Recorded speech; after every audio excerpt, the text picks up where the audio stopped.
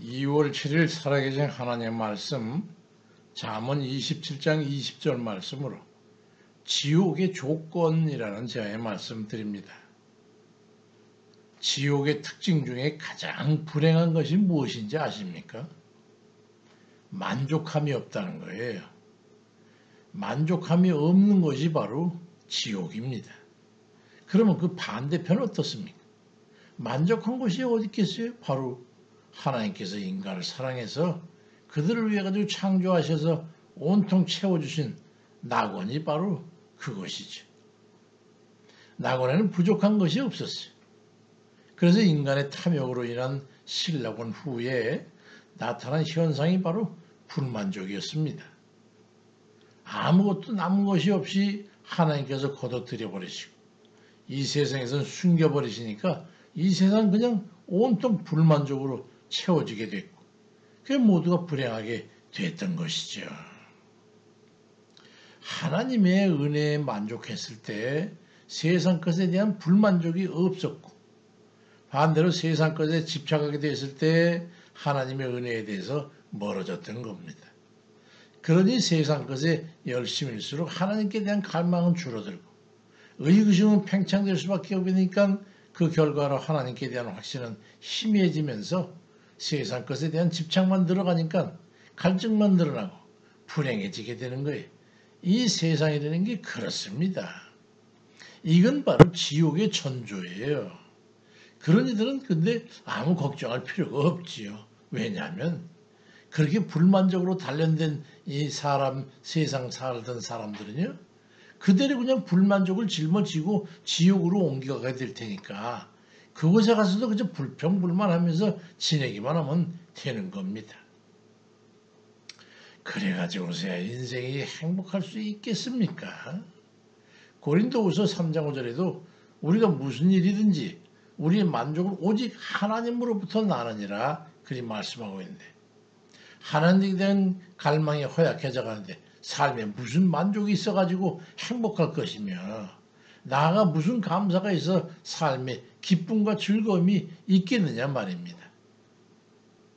요즘 세상 돌아가는 걸 유심히 한번 살펴보시기 바랍니다. 물질이 풍족해지면서 사는데 필요한 것들에 유례없이 부족함이 없는데도 불구하고 오히려 하나님 앞에 간절함은 없어지고 감사가 없이 불만족함에 팽배해져가고 있어요. 그러다 보니까 지옥 갈 연습들을 열심히 하고 있는 셈이지. 그러니 주님께서 누가복음 18장 8절에서 인자가 올 때의 세상에서 믿음을 보겠냐고 그리 말씀하셨던 겁니다.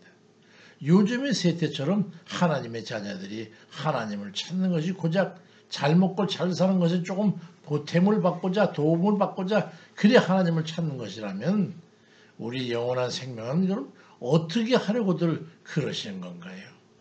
거기에 기쁨과 행복이 있겠습니까? 전도서 5장 10절에도 은을 사랑하는 자는 은으로 만족하지 못하고 풍요를 사랑하는 자는 소득으로 만족하지 아니하나니 이것도 다 헛되다고 말씀하고 있습니다. 하나님의 구원에 대한 갈망이 클수록 만족할 줄 알고 그로 인해서 감사할 수 있어야 합니다. 그건 바로 천국의 조건이기 때문이죠. 만족할 줄 모르는데 어떻게 감사를 느낄 수가 있습니까? 범사의 감사를 깨닫고 주어진 범사의 조건과 상황에 만족할 때 우리가 살아가고 있는 이 세상에서도 행복을 누리게 되는 겁니다. 그래서 행복의 조건은 만족과 감사인 것이죠. 오늘 보면 잠언 20장 20절에 보니까 수월과 아바도는 만족함이 없고 사람의 눈도 만족함이 없느니라 그리 말씀합니다. 여기서 말하는 수월은 어디이고 아바도는 어디입니까? 수월은 사람이 죽어서 가는 곳, 또 형벌과 고난의 장소를 상징하는데 이 요나서 2장 2절에 내가 수월의 뱃속에서 부르짖었나이다 하는 그 고기 뱃속에서 절망 속에서 부르짖었던 자기 예를 들면서 그걸 수월이라고 그랬어요. 누가복음 10장 23절과 8장 31절에 보니까 음부 또는 무적행으로 번역이 돼가지고 이 지옥을 지칭하고 있어요. 그런가 하면 아바도는 마귀가 벌을 받아 한번 떨어지면 헤어나지 못한다는 영원한 구덩텅이 뭐 무제경이라고도 칭할 수 있는 그건 지칭하는 말인데 이 모두 하나님 백성 그리고 선한 이들이 가기엔 적합하지 않은 것임을 알 수가 있지요. 그러니까 우리가 생각해 볼 때 우리 자신이 현재 어떠한 삶의 형태를 가지고 있는가를 자문해 보면 내 자신이 지옥 갈 연습을 하고 있는지 천국에 가서 살 연습을 하고 있는지를 알 수 있는 거예요.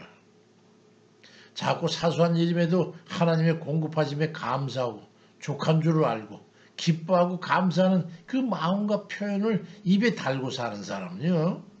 천국의 연습과 더불어서 현재도 충분히 하나님의 은혜 안에서 누리고 살 뿐만이 아니라 하나님께서 더 행복하게 주실 것이 분명한 그 행복한 삶을 현재 살고 있는 거예요.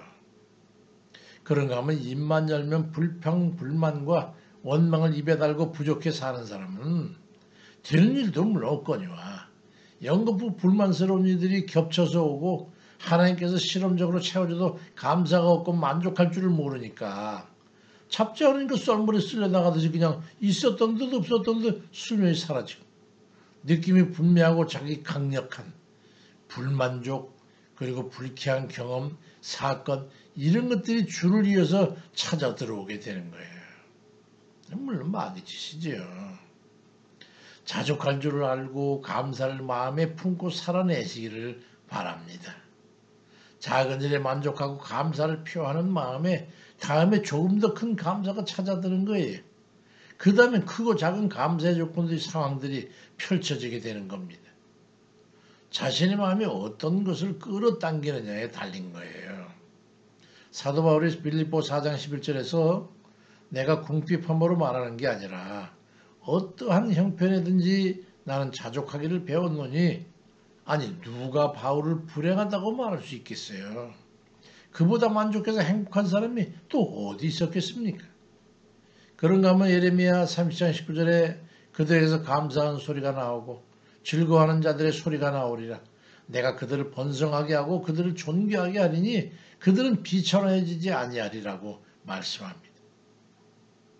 감사하는 이들을 번성하게 하고 잘되게 해서 행복하게 살게 하는 것이 하나님 뜻입니다.